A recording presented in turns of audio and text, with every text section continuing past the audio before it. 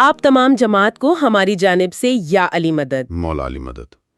آج ہم ایک بہت ہی دلچسپ سوال پر بات کر رہے ہیں، ایک ایسا سوال جو قرآن کے صفحات میں ہی چھپا ہوا ہے۔ جی، ہم سب یہ تو جانتے ہیں کہ قرآن ہدایت کی کتاب ہے، لیکن ہمارے پاس جو ذرائع ہیں وہ ایک سوال اٹھاتے ہیں کہ اگر یہ ایک قانونی اور روحانی ضابطہ ہے تو قرآن سینکڑوں بار ستاروں، پہاڑوں، بارش، ہواؤں کی بات کیوں کرتا ہے؟ صحیح۔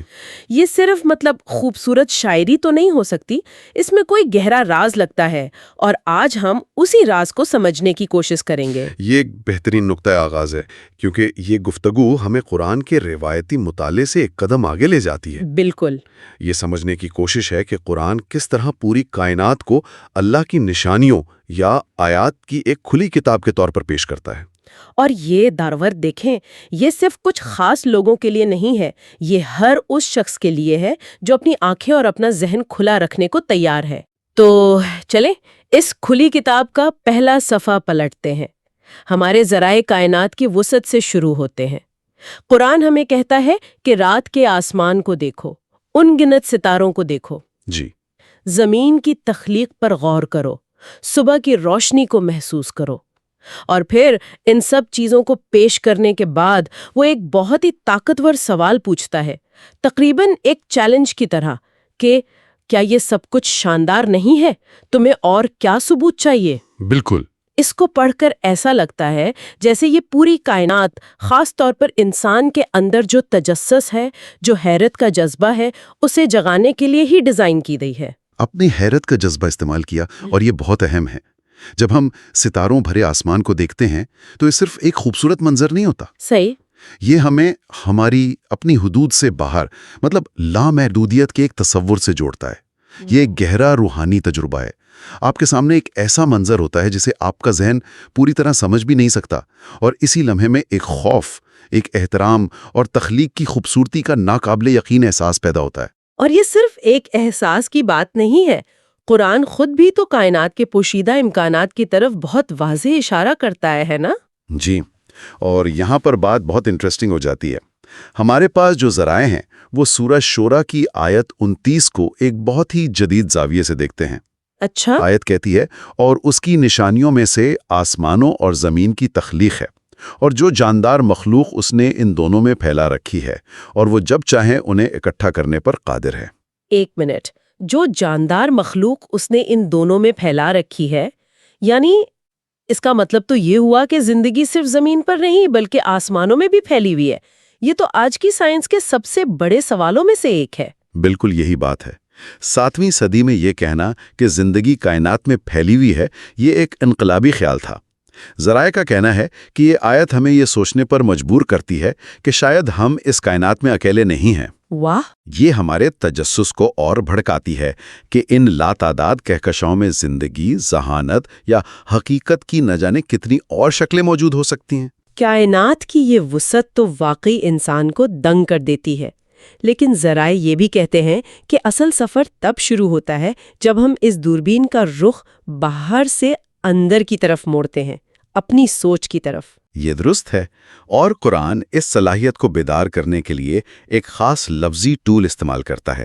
عربی زبان میں ایک جڑ ہے، فے کاف رے۔ فے کاف رے؟ جی، اس سے بہت سے الفاظ بنتے ہیں، جیسے فکرا یعنی اس نے سوچا، تتفکرون یعنی تم لوگ غور کرتے ہو، اور یتفکرون وہ لوگ غور کرتے ہیں۔ یہ الفاظ اور ان کی مختلف شکلیں قرآن میں آپ جانتے ہیں 18 بار استعمال ہوئی ہیں۔ 18 بار؟ یہ تو بہت بڑی تعداد ہے۔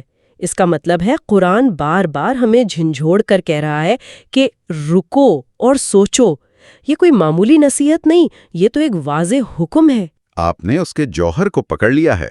تو کیا اس کا مطلب یہ ہے کہ جب بھی ہم کسی چیز کو دیکھ کر صرف واہ نہیں کہتے بلکہ یہ سوچتے ہیں کہ یہ کیسے کام کرتا ہے یا اس کا مقصد کیا ہے، تو ہم ایک طرح سے قرآنی حکم پر عمل کر رہے ہیں؟ بالکل، یہ صرف سوچنا نہیں ہے، یہ تفکر ہے۔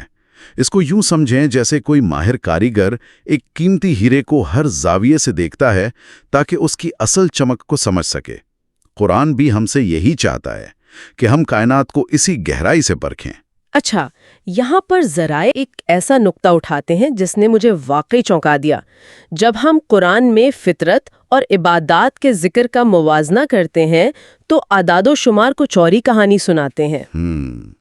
یہ ایک اہم سوال ہے۔ اکثر لوگ یہی سوچیں گے کہ عبادات کا ذکر زیادہ ہوگا۔ میرا بھی یہی خیال تھا، لیکن ذرائع کے مطابق قرآن کا تقریباً 9واں حصہ یعنی کوئی 11% آیات برائے راست فطرت کی دنیا، اس کی نشانیوں اور اس کے مظاہر پر بات کرتی ہے۔ 11%؟ جی، اور اس کے برعکس عبادات جیسے نماز، روزہ، حج، ان سب سے متعلق تمام آیات کو ملا بھی لیں تو ان کی کل تعداد 150 سے بھی کم ہے۔ اور یہ موازنہ ہی اس پوری گفتگو کا مرکزی نقطہ ہے۔ یہ ہمیں ایمان کی ترجیحات پر دوبارہ سوچنے پر مجبور کرتا ہے۔ مطلب، اس کا کیا مطلب ہے کہ اللہ کی کتاب اپنی تعلیمات کا اتنا بڑا حصہ تخلیق کو سمجھنے کے لیے وقف کرتی ہے؟ یہی تو میں سوچ رہی تھی، یہ تو پوری تصویر ہی بدل دیتا ہے۔ اس کا مطلب ہے کہ صرف عبادات کی ادائیگی ہی دین کا مرکز نہیں ہے۔ جی، اور ذرائع کا ترک یہ ہے کہ ایمان کا جوہر صرف رسومات میں نہیں بلکہ کائنات میں اللہ کی نشانیوں کو پہچاننے میں۔ قرآن ہمیں یہ بتا رہا ہے کہ تخلیق کا مطالعہ، کائنات پر غور و فکر کرنا، یہ خود ایک بہت بڑی عبادت ہے۔ یعنی یہ کوئی اختیاری ذہنی مشق نہیں ہے؟ بالکل نہیں، بلکہ یہ روحانی ترقی کا ایک لازمی ستون ہے۔ یہ ہمیں براہ راست خالق کی عظمت اور ذہانت سے جوڑتا ہے۔ یہ اس بات کا ثبوت ہے کہ ایمان اندھا نہیں ہوتا بلکہ گہرے مشاہدے اور سوچ بچار پر مبنی ہوتا ہے۔ تو اگر ہم اب تک کی گفتگو کے نکات کو جوڑیں تو تصویر کچھ یوں بنتی ہے۔ قرآن کائنات اور فطرت کے مطالعے پر غیر معمولی زور دیتا ہے۔ اس نے غور و فکر کے لیے فکر کی اصطلاح کو بار بار استعمال کیا ہے۔ جی، اور اس نے فطرت پر بات کرنے کو عبادات سے کہیں زیادہ جگہ دی ہے۔ تو پھر یہاں ایک بہت بڑا اور شاید متنازع سوال پیدا ہوتا ہے، قرآن کی نظر میں حقیقی اہل علم کون ہیں؟ ہمارے ذرائع اس پر ایک بہت ہی جرأت مندانہ موقف اختیار کرتے ہیں۔ وہ کہتے ہیں کہ آج کی زبان میں وہ سائنسدان ہوں گے۔ اور یہیں کھوئے ہوئے مقصد کا کانسیپٹ سامنے آتا ہے جس پر ذرائع نے تفصیل سے بات کی ہے۔ ان کے مطابق علماء کا اصل دائرہ کار ہمیشہ سے انسان اور فطرت کا مطالعہ کرنا تھا، جیسا کہ قرآن نے حکم دیا۔